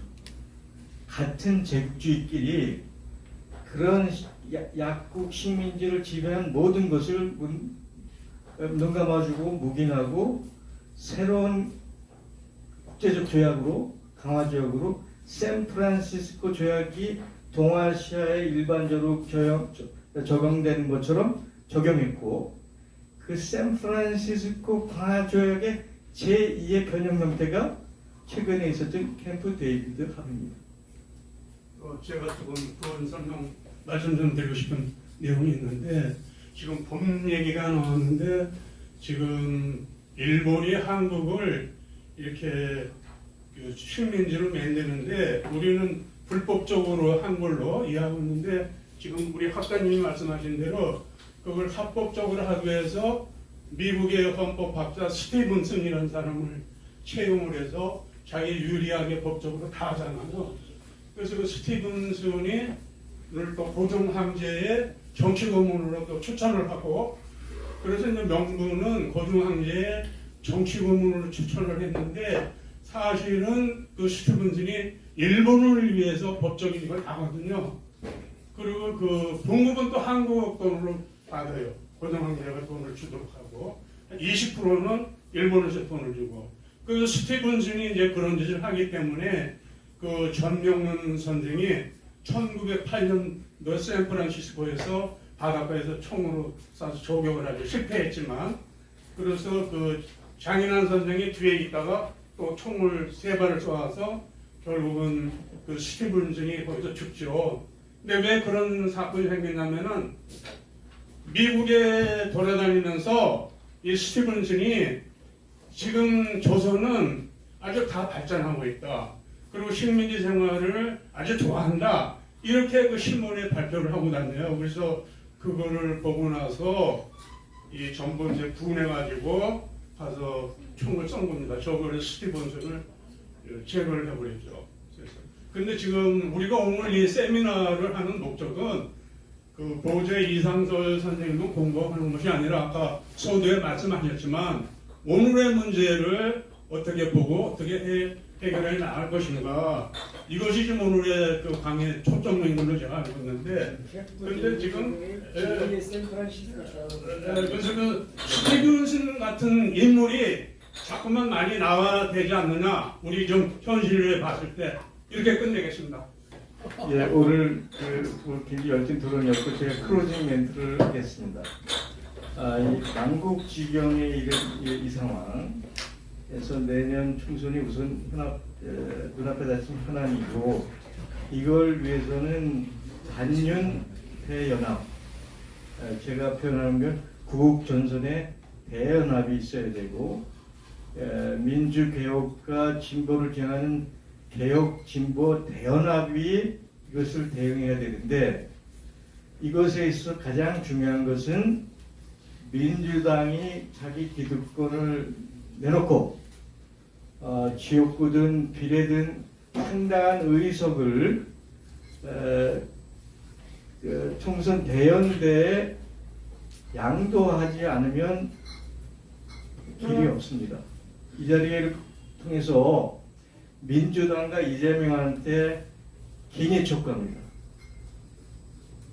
그동안 뭐 민주당이 한 것도 없지만 그런 기회주의적 속성을 버리고 이 대국에서 민주당의 모든 기득권을 버리고 총선 대연합, 개혁 진보 대연합을 위해서 비례대표는 물론이고 지역 의석까지 내놓는 구국의 결단을 반드시 이루어야 된다. 동시에 지금 제가 연해주 아까 교민들 얘기했는데 열에 10사람으로 갈라져 있는 진보 진영, 이제 제발 좀 단합하십시오. 단결하십시오. 우리가 귀에 따갑게 듣는 게 있지 않습니까? 진보는 분열에서 망한다. 제발 이제는 분열을 끝이고 단합해서 한 목소리로 우리 이 상황을 돌파해 주시길 바랍니다. 이것으로서 제 오늘 강연을 끝내겠고요. 마지막으로 오늘 이사장님이 클로징 멘트를 하신다고 그러니까 이사장님 부탁드리겠습니다.